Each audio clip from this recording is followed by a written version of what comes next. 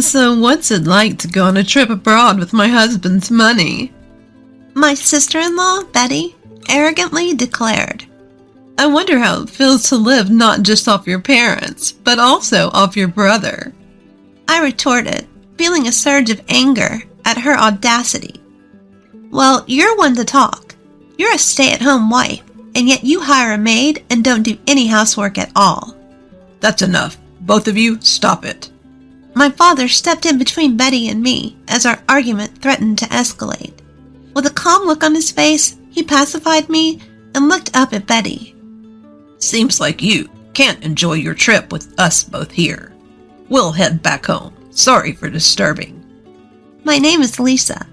I'm nearing my 40s and work while living with my father. My mother passed away due to illness 10 years ago, and my younger brother Jake, who is 5 years younger, has already married and left home. I live modestly with my father in our spacious house. It's not that I can't afford to live alone. I choose to live with my father because I'm worried about him. After losing my mother, he started having frequent health issues and was forced to quit his job as he neared retirement. His condition worsened to the point where he wouldn't eat for days unless reminded, and would be bedridden for almost 2 weeks if he fell ill.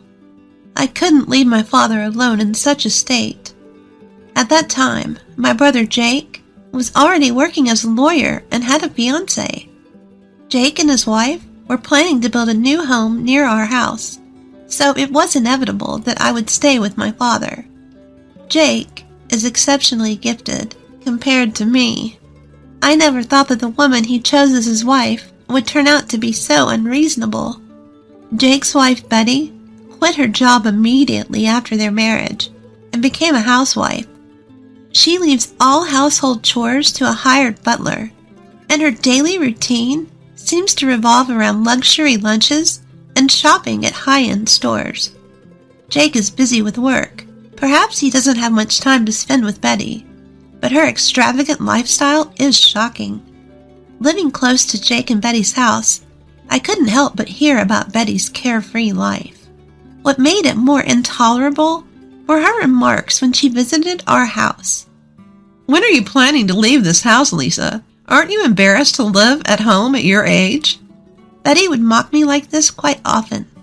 I swallowed the words. I don't want to hear that from a housewife who doesn't do housework and just enjoys herself, and responded with a vague smile. I've gotten to the point where I wish she wouldn't come to our house at all, but my father shows sympathy towards Betty, saying, Jake might be too busy, and she could be lonely. He doesn't drive her away. Rather, he often invites her to have dinner with us. I wish Jake and my father would show some understanding of the emotional toll this is taking on me. But when I see my father, who is unbothered by Betty's audacious attitude, smiling while eating with her, I can't help but think that as long as he's happy, that's all that matters. Why on earth did Jake marry such a woman? I often wonder, but I suppose there are qualities in Betty that only Jake can appreciate. I purposely ignore Betty's rude remarks and continue eating in silence. That day, as usual, my father invited Betty to have dinner. Jake has been swamped with work lately, and Betty usually helps herself to food left by the housekeeper.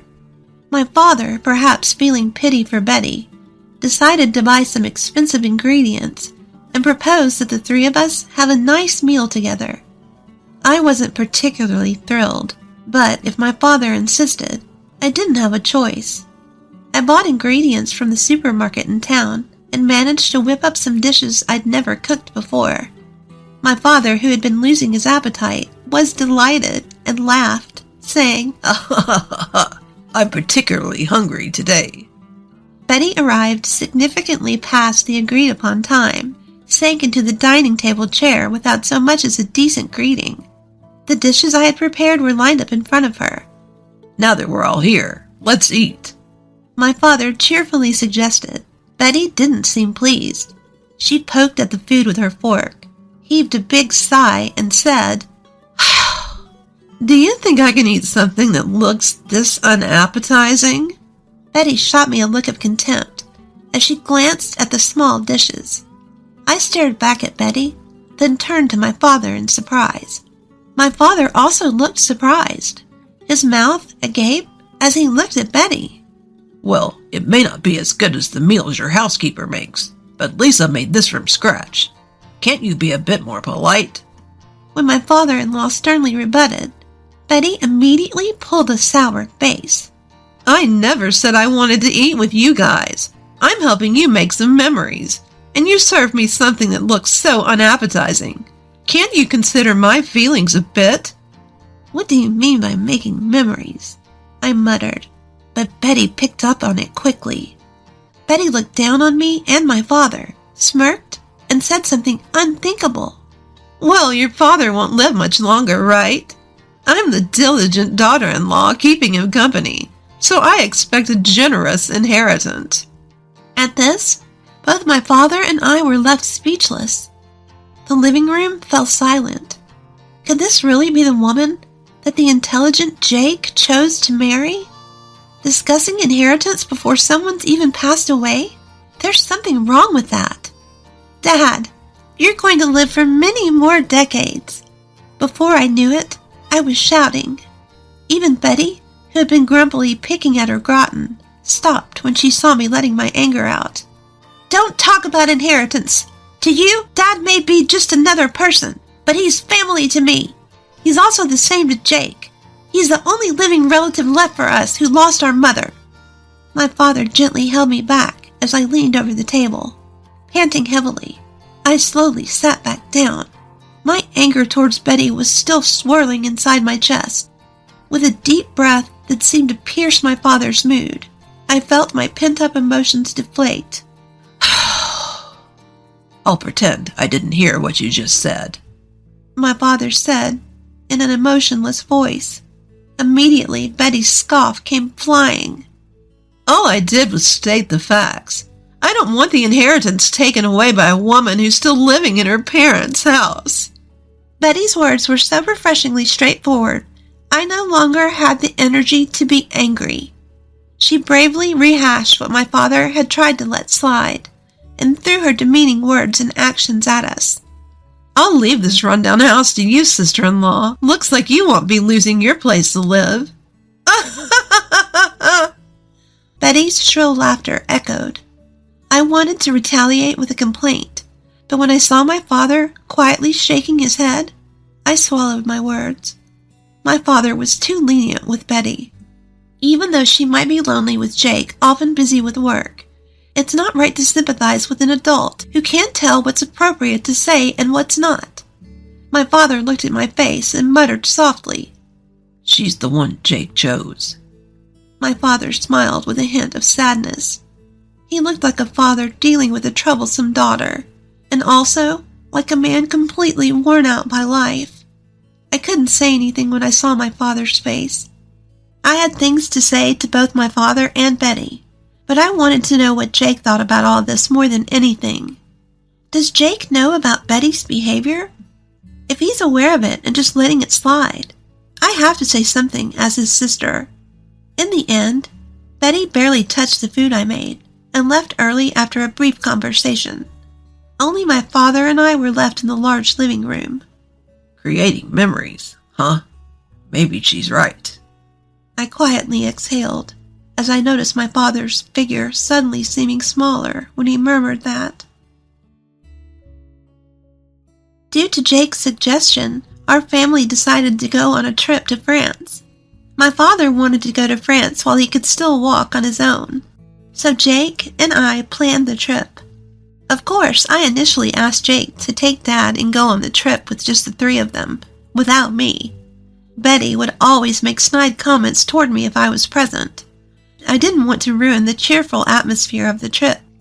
However, Jake insisted that it would be best to have someone who usually observes Father's condition, so he ended up purchasing 4 tickets.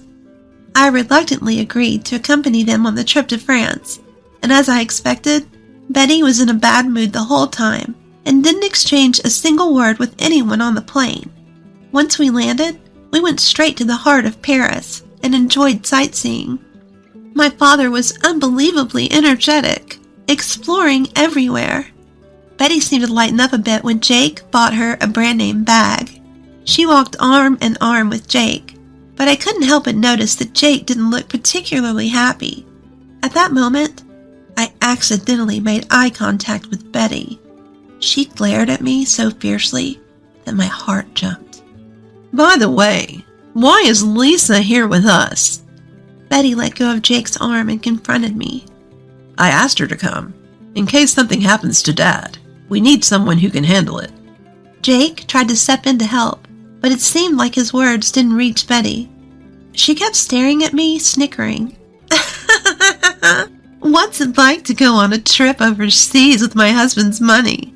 Airfare isn't cheap, so don't be extravagant, Betty said arrogantly. We're staying in a suite at the hotel, but it would be fine for Lisa to sleep outside, right? Jake called Betty's name sharply, trying to stop her, but she didn't listen. How does it feel to live not only off your parents, but also off your brother? I felt the blood rush to my head at that comment. Betty, you're the one living off Jake. Even though you're a housewife, you hired a housemaid and don't do any housework. Enough. Both of you, stop it. My father intervened just as Betty and I were about to get into a quarrel. With a serene expression, Dad calmed me down, glancing at Betty. It seems our presence is spoiling your trip.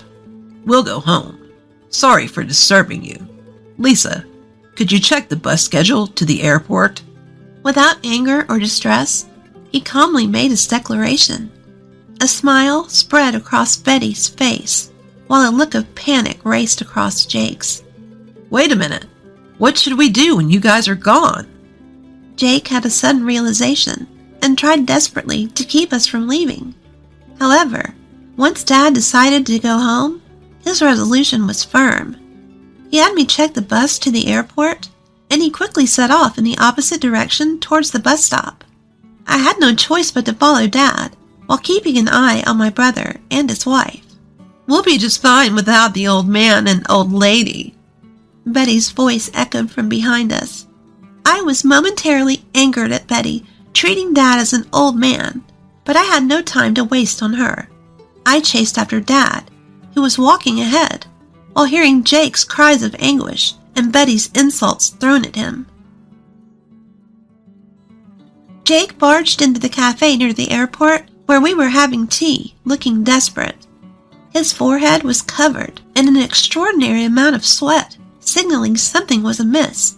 In a frenzy, Jake rushed to our table and bowed his head to us. I'm sorry about earlier. I'll apologize properly later, but for now, I need help with Betty. Jake bowed deeply, pleading with Dad. Dad and I looked at each other in surprise.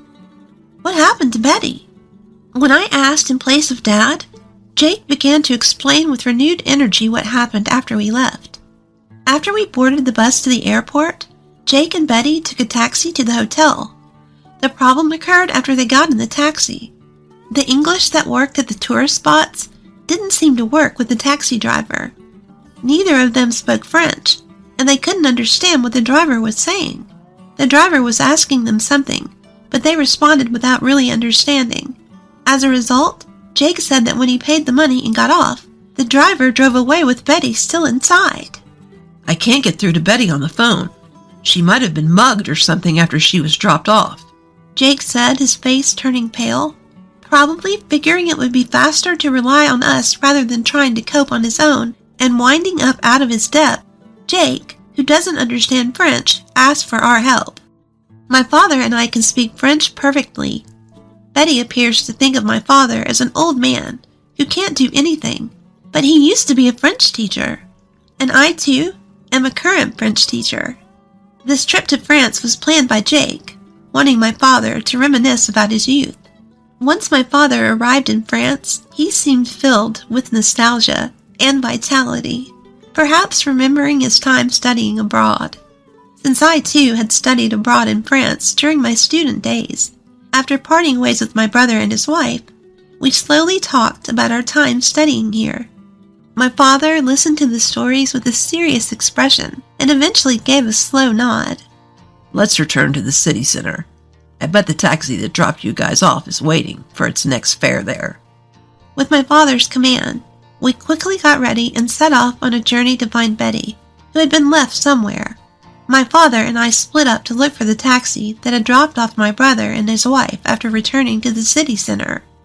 Most taxi drivers speak French without resorting to English. Before me, my father found the taxi that had taken them and quickly arrived at the location where Betty was said to have been dropped off. Fortunately, Betty was there, exactly where she had been dropped off, unhurt, slumped over. It was good that she was uninjured, but as soon as she arrived, she seemed to have been pickpocketed, and all her bags and valuables were gone, leaving her sitting there penniless. When Betty saw Jake's face, tears welled up in her eyes, but she quickly scowled when she saw us. "What are they doing here?" Betty, who was plainly grumpy, asked Jake, and he sighed heavily. "If it weren't for the two of them, you'd have been left here penniless forever, you know. Show some gratitude." Betty's eyes rounded in doubt. "What do you mean?" "Without them, our trip would have been a disaster. You and I, we can't speak French. That's why we ended up like this. But these two are different. Both are French teachers, far better than me." Betty looked uncomfortable, her gaze flitting over to us. A bad thought sprouted in me, and I dropped the quiet words to Betty. "If we hadn't found you, you might have been sleeping rough here." Betty bit her lip in frustration.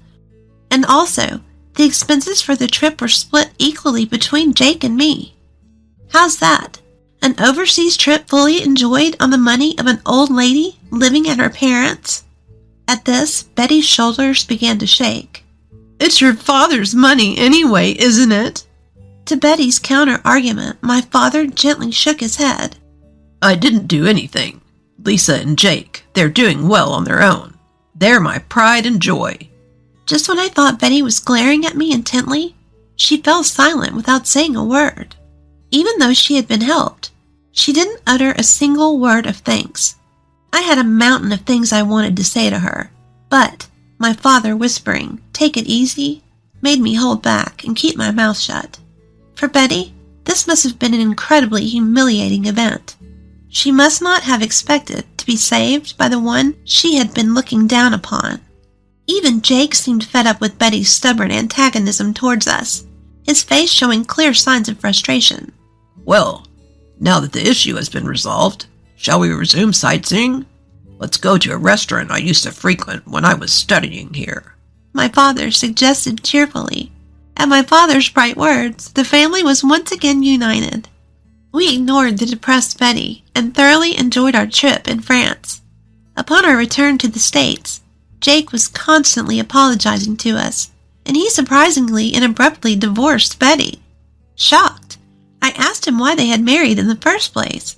Apparently, Jake had married Betty because she claimed to be pregnant and insisted he take responsibility. After they married, it turned out that her claim of being pregnant was a lie. However, Jake said he couldn't easily file for divorce due to concerns about his public image. However, his patience with Betty, who looked down on my father and me, had run its course, leading him to decide on the divorce. After the divorce, Betty was kicked out of their new home and couldn't continue her life as a housewife anymore. Of course, there was no maid to take care of the housework for her. What's more, due to a pickpocket incident during our trip to France, Betty ended up losing half her assets. She must be working hard, breaking a sweat by now. My father, remembering his younger days during our trip to France, became noticeably more cheerful and lively. I quit my long-term teaching job at school and am now busy running a French language school at home after some renovations. I'm hoping that my father will also teach French in our school someday. Our dreams as a family continue